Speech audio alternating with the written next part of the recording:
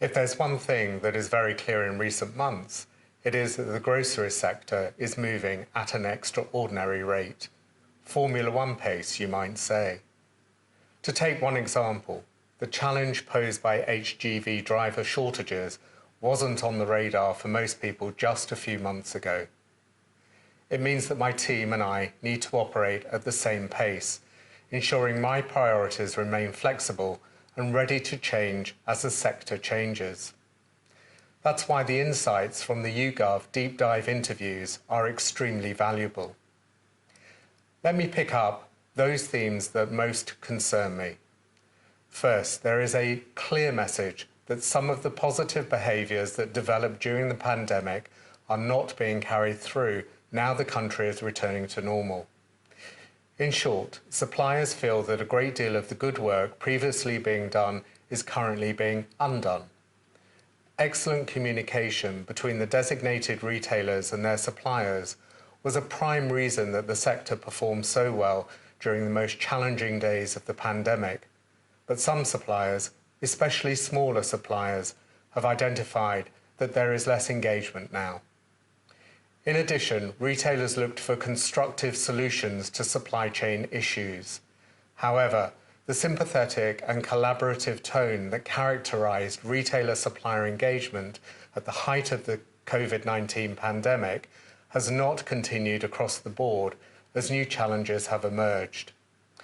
These include cost increases, whether these are caused by inflationary trends, container shortages, more Brexit-related paperwork and procedures, or driver shortages. Suppliers have said that they want retailers to be more understanding of their individual situations. Clearly, the supply agreement and the supplier-retailer relationship are the first port of call as requests for price rises or other changes are dealt with. I really encourage suppliers to look ahead to the next round of negotiations and discussions with retailers to ensure that they capture any unexpected costs or other issues that slip through the net and the current supply agreement as they work with their buyers at the retailers.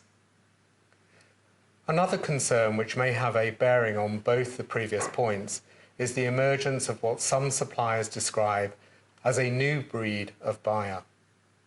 This was a strong sentiment in the YouGov interviews and one that echoes themes I've been hearing in recent conversations with suppliers.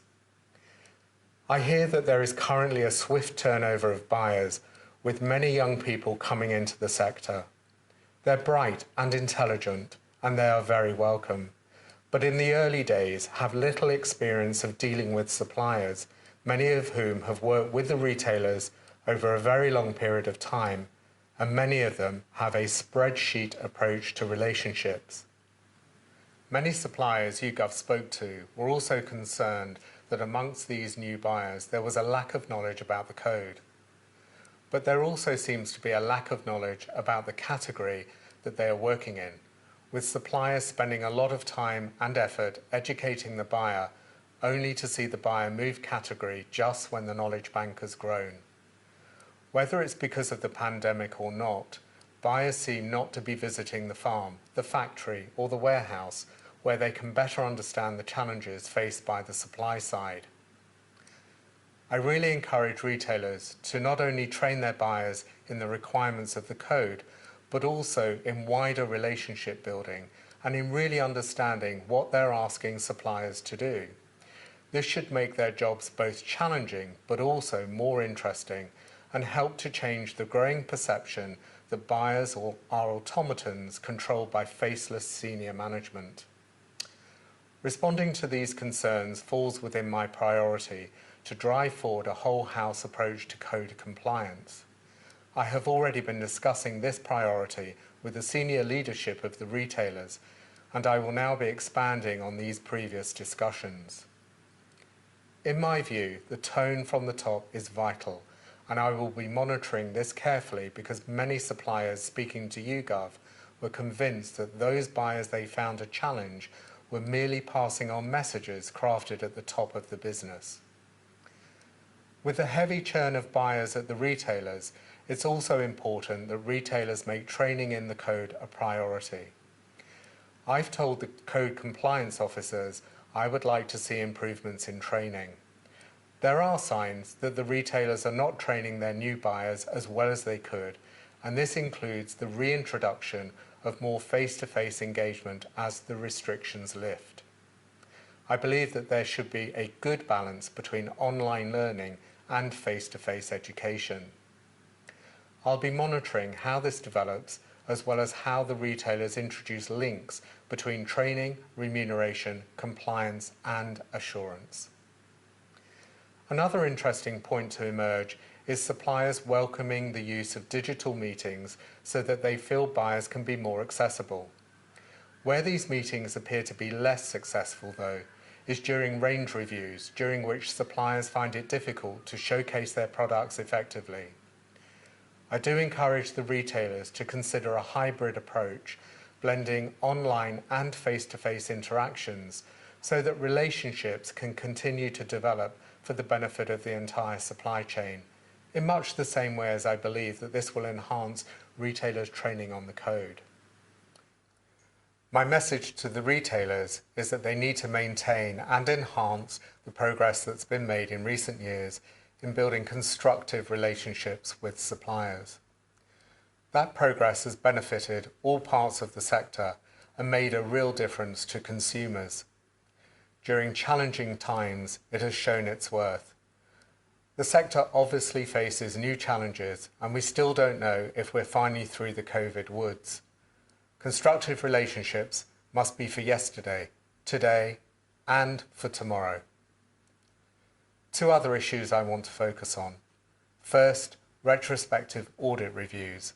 These, especially those related to promotional activity, are exercising some suppliers I've spoken to. They're concerned about an apparent lack of data or cherry-picking of data, the time it takes to settle matters, and in some cases, attempts to link settlement of issues to current and future trading. Smaller suppliers can be disproportionately affected by such audits, which really concerns me. I've been discussing this in detail with the CCOs.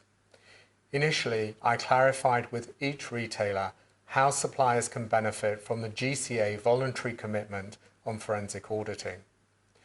To remind you that with the addition of Sainsbury's from March 2022, all 13 retailers are now signed up to this commitment, which limits the time that each party can reopen to the current year and the previous 2 financial years. But I've gone further and developed a best practice statement on audits, which I'm publishing today. Of course, suppliers should pay what they agreed to pay, but in signing up to my best practice statement, all 13 designated retailers have agreed that the statement sets the best practice benchmark to conducting audits in a transparent way to reduce the number of invalid claims. The best practice statement is intended to promote better working practices by the designated retailers in the spirit of continuous improvement. To that end, retailers should properly scrutinise claims before they make them. They should share with suppliers the data and documents that support a claim, and claims should be concluded in a reasonable time frame. The settlement of claims must not be conflated with current or future trading. Where retailers use third parties to make claims, that should be clear to suppliers from the outset, and retailers should review how they work with the third parties to ensure compliance with the code. I will continue discussing audits with retailers and would like to hear from any suppliers who continue to have concerns about this issue. Second, the issue of delisting. As retailers are generally reviewing their ranges following the impact of COVID-19 and the change in shopper behaviour, I'm receiving lots of queries around the delisting process. I've asked retailers about their delisting policies and highlighted issues in a very general way that have been raised with me. I've been seeking to ensure that the buyers at the retailers actively engage in dialogue around delisting decisions so that suppliers really understand the commercial reasons they are being given for decisions. I have also been monitoring the designated retailers' delisting processes to ensure that delisting decisions are properly governed to eliminate, for example, the use of 12 weeks as a fixed delist period. If suppliers are receiving any fixed delist periods, I want to hear about them. The concept of reasonable notice, which designated retailers must give to suppliers whose products are being delisted, is not susceptible to an arithmetical or artificial formula. If I'm required to determine whether reasonable notice has been given to a supplier, I will review all of the circumstances, and I'm not limited in what I can take into account in making that assessment. Every facet of the relationship, including the length of the relationship and its depth, will be important considerations. Which brings me to my final point. It remains a priority for me to raise awareness about the code and the work of the GCA. As life, both social and business, moves towards the new normal, I will be able to meet more suppliers personally. I really do value the benefits of hearing about and discussing issues in a more personal setting. The YouGov interviews demonstrated that suppliers really value the code and believe it has made an enormous difference to the relationship, creating equity and parity. But I also want suppliers to see that I'm there to fight their corner. Since my appointment as GCA last October, I've worked hard to build relationships with the retailers, trade associations and others, and these have positioned the GCA well to improve fairness for suppliers. If we work together and suppliers bring me the information to help me do my job, we can look forward to another positive year.